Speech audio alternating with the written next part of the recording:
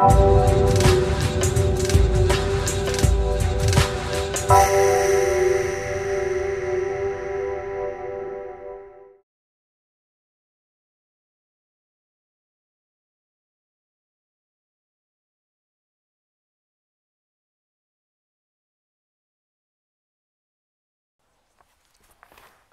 you ever wanted to write a book or a short story but have found yourself the subject of stereotyping because of the colour of your skin, the race of your people, or the estate that you're repping?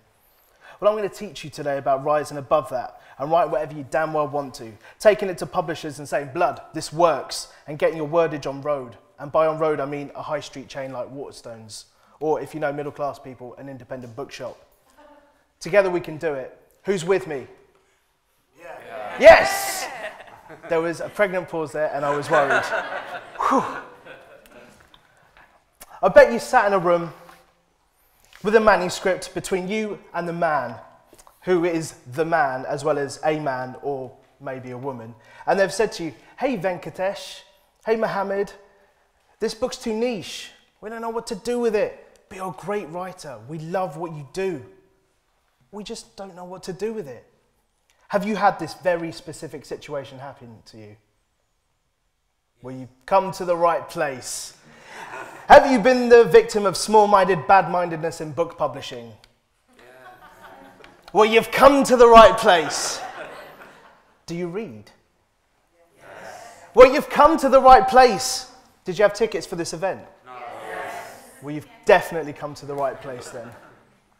I'm Nikesh Shukla, and I'm a writer. There, I said it. I laid my soul bare. I mean, I have a day job too, but I define myself as a writer. It's only recently that I did start defining myself as a writer in public. It took 2 awards nods, a double-page spread in the Metro, my first Amazon review from someone I wasn't related to, and 2 ads on Facebook from people who'd read about me before I made the jump to calling myself a writer. You see, calling yourself a writer takes perseverance. It takes validation. And most of all, it appears, it takes a publishing deal. You feel ashamed calling yourself a writer. You go to trade fairs like London Book Fair and you're asked to define your role when you check in. Calling yourself a writer or an author, that's a surefire way to the gas face. You know the gas face, right? You know, MF Doom, the gas face. The song where the chorus is about smelling a fart and you do the gas face, which is like, am I the only person who's heard of MF Doom? You're not the only one. You're my man. Okay, people see your name and then they see what you're repping, author or writer, and they turn away and they do the gas face. Do the gas face for me. Exactly, that's how it looks at London Book Fair if I'm walking around. At parties, people ask me what I do, and now I say writer, because if they say, oh, because then if they say, oh, what have you written? I can tell them the title of my book. And if they haven't heard of it, which is a new peril for a new situation, I say, oh, it was nominated for a prize. And then they respect me. And if they persist and ask what it's about, I've learned from publishing circles that the best thing to do is compare it to 2 things they might have heard on, but 2 things that might elicit some interest. I mean, saying your book is like Pride and Prejudice meets Wolf Hall, that sounds boring, right? Saying your book is like Pride and Prejudice, but with zombies, that sounds amazing. So I say that my book is like the Fresh Prince of Bel-Air meets the Rotters Club. People get 2 things from that. 1, the Fresh Prince is urban, right? Even though it's not really about being urban, it's about gentrification. But because the theme tune is a rap song and that makes it urban. And secondly, the Rotters Club, that rare breed of book that is literary and a bestseller. I've just put the image in my dear party friend's head, who probably hates me now, that my book is an urban literary bestseller. But how do you get a publishing deal? That's what we're trying to work out here. How does an ethnic writer get a publishing deal? With so many ethnic authors out there writing their lives away, pages of brilliant metaphors, troubled family members and flurries of excitement and action, why are so few of them being published? You're talking rubbish, you're going to shout. Shout it, you're talking rubbish. I don't believe that you think I'm talking rubbish. Make me believe you think I'm talking rubbish. No, I'm not. I'm not, honestly. Before I go into a quick anecdote about how I got my book about suburban kids in a private school forming a rap band published and the reactions that elicited from publishers, we need to set this up. We need to create a full representation of what it's like being an Asian author in the UK. So shout out the names of some Asian authors. Actually, don't shout out Hanif Qureshi because he kind of undoes everything I'm about to say. So shout out some Asian authors. Hanif Qureshi. Oh! Anyone else? Monica Ali, anyone else? They all write the same book! Before this event, I polled 20 Asian authors about what constituted a traditional novel. It was astounding what they told me. They all listed the exact same things. An oppressive mother, an arranged marriage, a mangrove swamp, and then one of three things. Either a long symbolic train journey, a dream sequence, or a death while a sari billows in the wind. Let's break these things down into what they mean. The son or the daughter, the main protagonist, they will have to try and escape the emotional shackles of an overbearing mother, or they will fall in love with someone else who has an overbearing mother. Usually, that overbearing mother is pushing them into an arranged marriage with either someone who will make them realise their depression and the painful inevitability of life, or will be super cool despite all clues to the contrary. If the main character isn't getting an arranged marriage, someone whose opinion that they really respect will get one, and it will change everything that they think. Also, nothing says exotic dysfunction like a mangrove swamp.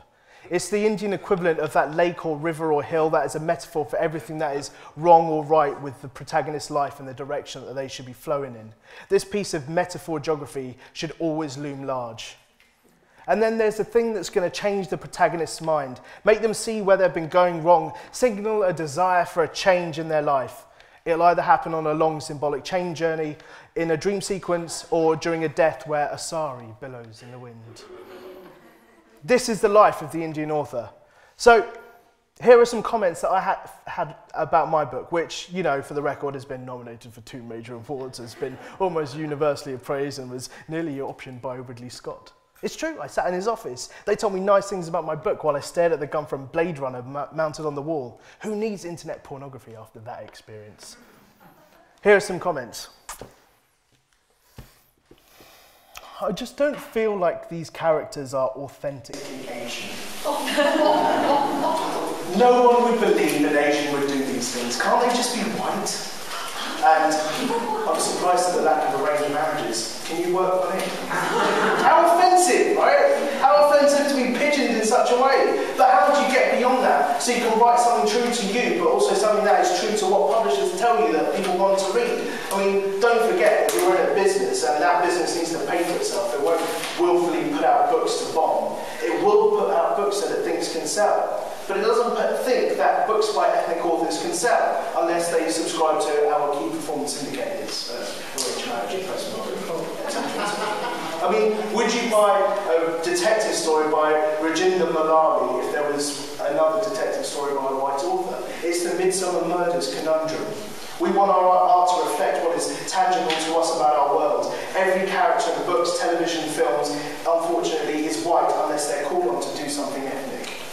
This is changing, but it's not changing at a fast enough rate.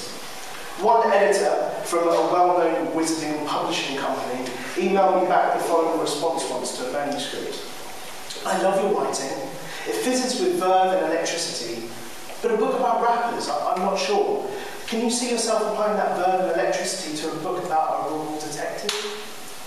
I thought about this. I mean, often when I'm on the phone, people mishear my name and assume that Nikesh is some guy called Nick Ash, who either sounds like a really bad estate agent or a grizzled rural detective. Nick Ash, detective to the sleepy village of Sleepington. There's been a murder. Let's call Nick Ash.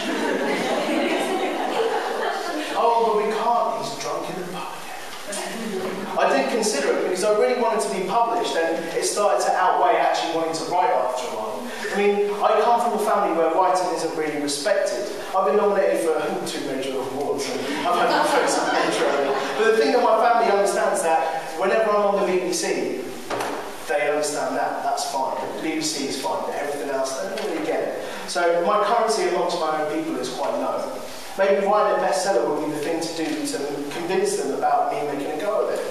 But then you remember why you write, and what it is about your desire and impetus to put fingers to keyboard, not pen to pad, because it's the digital age, my friends, and create a manuscript of gold, because something in you, that part of you that is the first customer of anything you do, would buy what you wrote if you read about it in Metro, because you saw it on the bookshelf in the bookshop.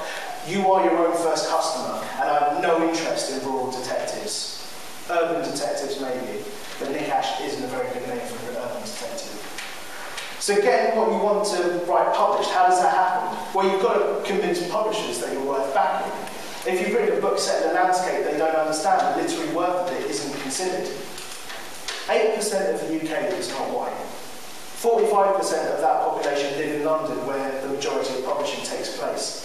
And only 7% of that 45% of the 8% of British minority ethnic people work in publishing. Of course, no one knows how to sell books to ethnic minorities. But the smart alecks in publishing tell me, no, it's a meritocracy in publishing.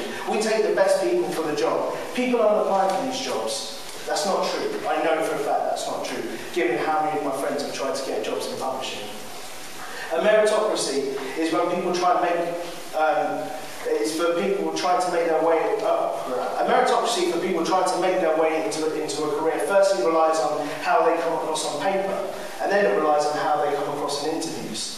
If on paper you appear to have gone to a decent university, have done 2 or 3 unpaid work experiences in a London publishing house and have your Silver Duke of Edinburgh, you look amazing, right, on paper.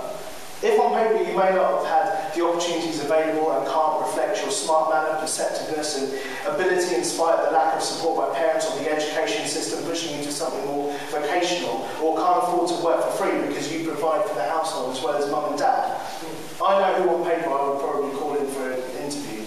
The guy who went to Oxford, right?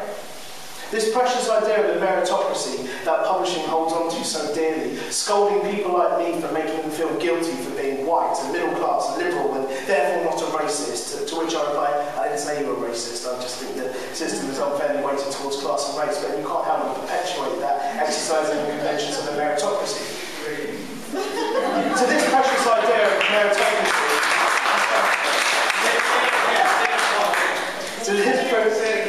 oh man, it's really sentence. It's like 5 lines long. I don't know how. Oh, thank you.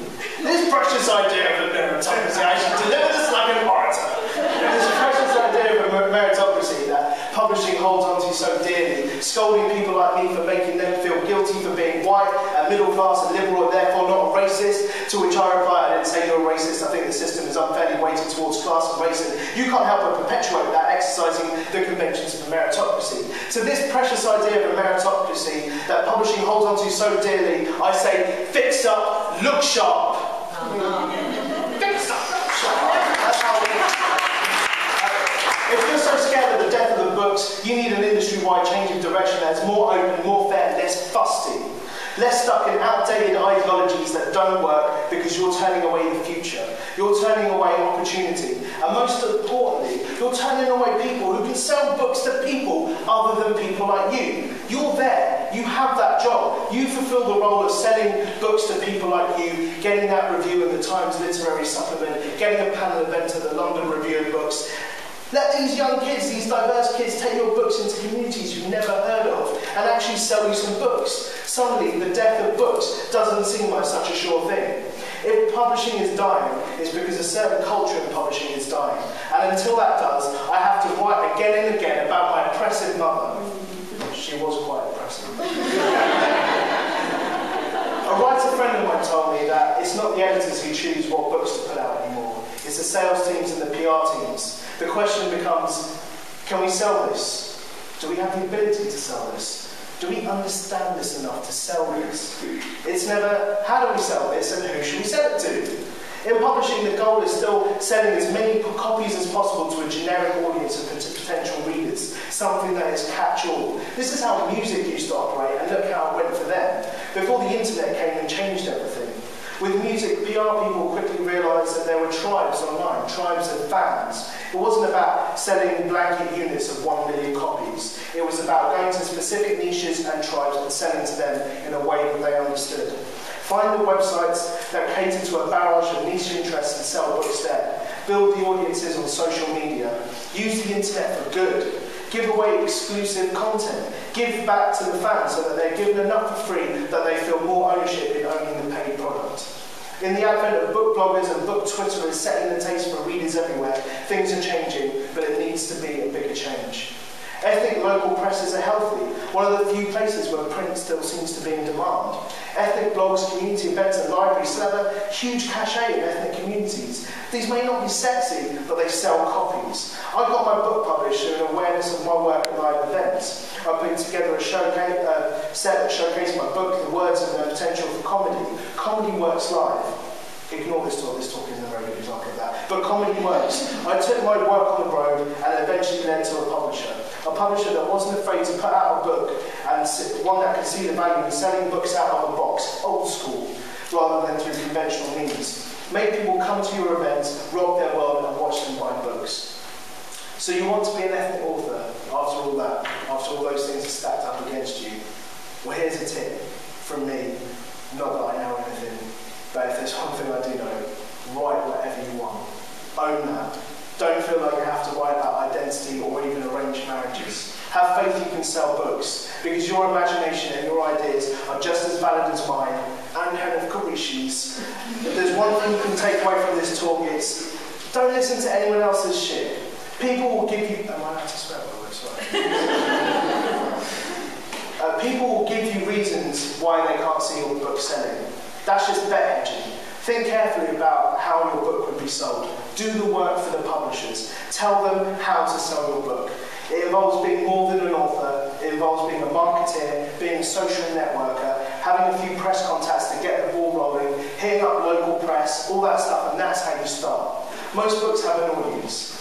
And if any book doesn't have an audience, it's one that's probably badly written, and not one that's set in a background in a universe that people in publishing don't understand. Be the change you want to see in the world, and ensure that change is the world you always intended to write about. Say it loud, I'm an ethnic author and proud. I'm an ethnic author and proud. Let's take ownership of our stereotypes. What's the stereotype of ethnic writing? Marriages. Arranged marriages. Shout it, arranged marriages. Arranged marriages. Oppressive mothers. Oppressive mothers. Saris billowing in the wind. Let's take ownership of our images. Tell me your names. What's your name? What's your name? Kirsty. What's your name? Steve.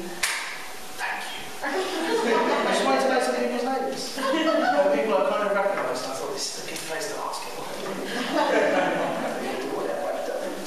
Okay, so seriously, remember, every character in literature is white unless they have to do something ethnic. That doesn't have to be the way of it. Now that we've all shouted our names and shouted out these key performance indicators that we don't want to write about anymore, that doesn't have to be the case. Remember, it can be lucrative to be ethnic.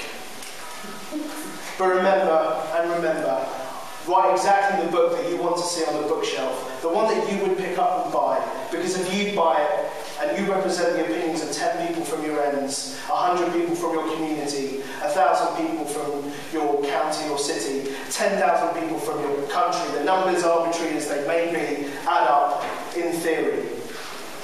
And that's how to be an ethnic author while avoiding